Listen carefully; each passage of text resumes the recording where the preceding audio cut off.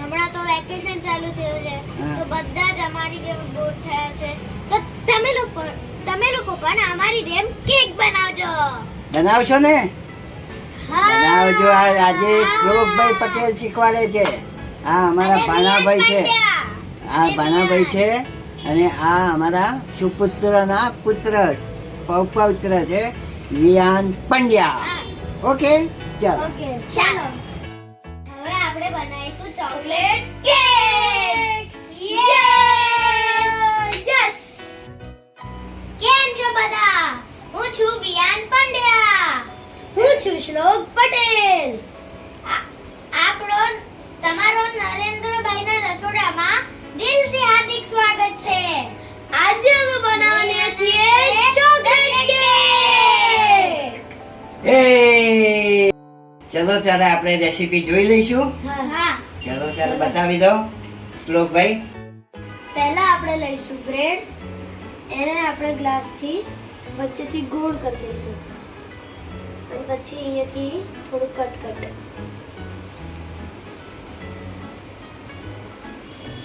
અરે વાહ, આ શ્લોકભાઈ. બાજુમાં લઈ લો. હવે આ ગોળ શેપ થઈ ગયું છે.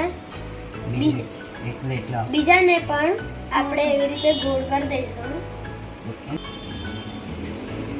Very good. વેરી ગુડ વિયાનભાઈ. ત્યાં મૂકો. હવે ફરીથી આને અંદર કરીશું. થઈ ગયું. અરે વાહ. હવે આ ગોળ શેપને શું કરવાનું? પહેલા આપણે કાચનો વાટકો લેવાનો. પહેલા આપણે આવા બે કટકા કરી દેવાના. હવે એને છે ને જો હવે આપણે મૂકીએ છીએ ઓવનમાં. આને શું કરવાનું? સેન્ટરમાં મૂકવાનું. આને શું કરવાનું? 20 સેકન્ડ્સ મૂકવાનું અને સ્ટાર્ટ. આપણું થઈ જ ગયું છે. અને હા, 20 સેકન્ડ્સ મૂકતા નહીં, 40 સેકન્ડ્સ મૂકશું કેમ કે અમે 20 સેકન્ડ્સ મૂક્યું ને તો થયું નહીં એટલે અમે 40 સેકન્ડ્સ મૂક્યું છે. હવે આપણે એને મિક્સ કરી દઈશું. જ્યાં સુધી બરાબર થઈ ના જાય ત્યાં સુધી એને કરતું જ રહેવાનું. એકદમ મેલ્ટ કરવાનું. વાહ શ્લોકભાઈ વાહ. અને વિયાનભાઈ જબરજસ્ત શીખવાડો છો યાર મને પણ. મેં તો આ કોઈ દિવસ બનાવી જ નથી. હા, હવે આપણને ન્યુટેલા સ્પ્રેડ કરવા માટે જે સ્પૂન આવે એ આપણને જોઈશે. હવે આ જે ચોકલેટ છે અને આપણે જે બ્રેડના કટકા કર્યા હતા એની ઉપર આ લગાવી દેવાની.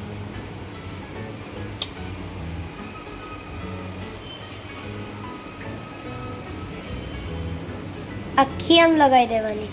જ્યાં સુધી બરાબર સ્પ્રેડ ના થઈ જાય ત્યાં સુધી લગાવતું જ રહેવાનું. હવે આ જે થઈ ગયું છે એની ઉપર આપણે આ એક મૂકી દઈશું.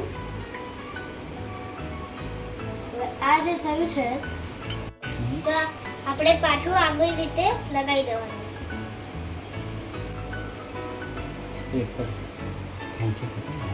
Very good. વિયાનભાઈ તો ચોકલેટ કેક બનાવે છે ભાઈ. આખી બધી બાજુ લગાડી દેવાનું. તો આવું રીતે કરી દેવાનું. એના પછી જે આપણો સેમ પ્રોસેસ હતો એને ફોલો કરવાનો. હવે આપણે એને લગાવી દીધું છે તો એકવાર થોડું આને મિક્સ કરીને ફરીથી કરીશું. તમે કેટલા પણ બેઝની બનાવી શકો છો. જેટલા બેઝની તમારે બનાવી હોય એટલા બેઝની. તમે 3 બેઝની બનાવી ને? હા, અમે 3 બેઝની બનાવી છે. મુઠ્ઠી બનાવી હોય તો 5-6 બેઝ લઈ લેવાના.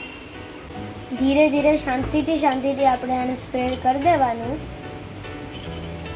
જલ્દી નહીં કરવાની. હવે આને આપણે ઉપર થોડું નાખી દઈશું.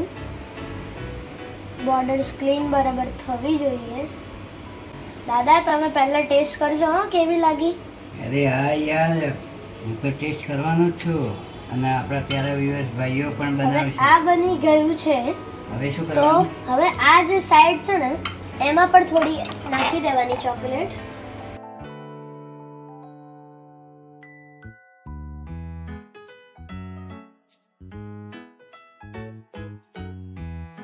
હવે આપણે બીજી ચોકલેટ લઈ લીધી છે. આ થોડી વધારે મેલ્ટ થઈ ગઈ છે એટલે સારી રીતે દેખાશે મેલ્ટ વાળી. Very good.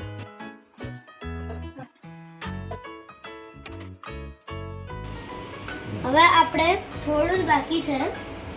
બધું આખું એવું દેખાવું જોઈએ જેમ કે બ્રેડ નાખેલી જ નથી આપણે. હવે આપણી કેક બની ગઈ છે. તો હવે આપણે શું કરવાનું? હવે આને કરવાનું કે આ જે દૂધ છે ને હા, એને થોડું આપણે લેવાનું,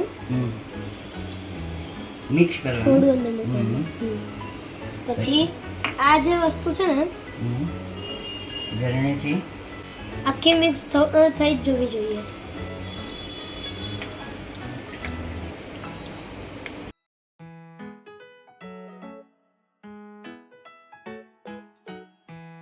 વાવ. પછી આવી રીતે મૂકી દેવાની. કાટવાનું. પછી આ જે વસ્તુ હોય ને એને થોડું આપણે હજી મિક્સ કરીને છે ને કેક ઉપર નાખવાનું. દૂધ નાખવાનું છે? ના, હવે નહીં નાખવાનું, કેમ કે અગર વધારે દૂધ નાખીશું તો આખી ભીની થઈ જશે. ઓકે. આટલું થઈ ગયું છે આપણું બેઝ. હવે આપણે આ જે કેકની ઉપર છે ને ચારે બાજુ નાખી દેવાના. આ નાખી દેવાનું. વાહ, શ્લોકભાઈ ને વિયાનભાઈ જબરજસ્ત બનાવી કેક તો યાર. હે, હવે આપણા પ્યારા વ્યુઅર્સ ભાઈઓ પણ આ રીતના કેક બનાવ્યું છે વેકેશનમાં તો. આપણે આને અડધો કલાક સુધી એમનું એમ રાખવાનું. પછી તમારી જોડે કોઈ પણ ચોકલેટ હોય, બ્રેક હોય, કિટકેટ હોય, કોઈ પણ હોય ને એનાથી તમે છે ને આ બનાવી શકો છો. આપણો બેઝ થઈ ગયો છે રેડી. ખાલી આ કિટકેટ કો તો આવી કોઈ બ્રેક વાળી ચોકલેટ હોય એ લેવાની અને એવા જે 2-3 વચ્ચે આવે ને એને આપણે ટુકડા કરી દેવાના આમ જ. એક અહીંયા થઈ ગઈ છે આપણી કેક રેડી. હવે આપણે આને મૂકી દઈશું ડીપ ફ્રીઝરમાં 15 મિનિટ જ માટે. પછી આપણે એને બહાર નીકાળીને સ્લો ફ્રીઝરમાં મૂકી દઈશું, કેમ કે અગર આપણે વધારે ટાઈમ સુધી આને અંદર સુધી રાખી તો આને આ કડક થઈ જશે, કેક જામ થઈ જશે. એટલે આપણે અંદર મૂકી દઈશું. હવે આ બે નાના છોકરાઓએ જે રેસીપી બનાવી છે બરાબર, તો તમારે પણ બનાવવાની અને છોકરાઓ પાસે બનાવડાવજો આ રીતે. અને પછી કરવાનું શું? લાઈક, શેર અને સબસ્ક્રાઇબ. બરાબર? આપણે એક સાલના અંદર 2 મિલિયન સબસ્ક્રાઇબર્સ પહોંચવાના છે. હા, વિયાનભાઈને 2 મિલિયન સબસ્ક્રાઇબર પહોંચાડવાની ઈચ્છા છે, તો તમારે પૂરેપૂરો સપોર્ટ આપવો પડશે. શ્લોકભાઈ બોલો તમે હવે નરેન્દ્રભાઈના રસોડાનું. નરેન્દ્રભાઈના રસોડામાં કેટલા બધા સબસ્ક્રાઇબર્સ છે અને બહુ બધા વ્યુઅર્સ છે. આજે જ મેં એમના મોબાઈલમાં જોયા. તો હવે તમારે પણ સબસ્ક્રાઇબ કરવાનું, શેર કરવાનું અને વ્યુઅર્સ ભાઈઓને વિડિયો મોકલવાના નવા. બરાબર. અને એના પછી બેલ આઇકન અને કોમેન્ટ કરવાનું. બરાબર. કેવી લાગી, સારી લાગી કે નહીં? પ્લીઝ કમેન્ટ કરજો અને કહેજો કે સારી લાગી કે નથી સારી લાગી. આજો અમારી કેક રેડી થઈ ગઈ છે. અમારી કેક ડિલિશિયસ અને ફેન્ટાસ્ટિક લાગે છે અને બહુ ટેસ્ટમાં તો બહુ જ સરસ છે ભાઈ. બરાબર. જોઈને જ ખાવાનું મન થાય છે. ચલો ત્યારે પાર્ટી કરીએ. કાપી હવે.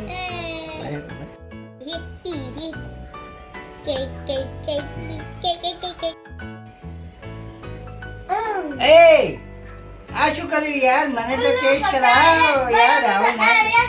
April fool. અરે યાર, કેક આટલી મસ્ત બનાવી છે ને યાર, મને તો ટેસ્ટ ના કરાવી યાર.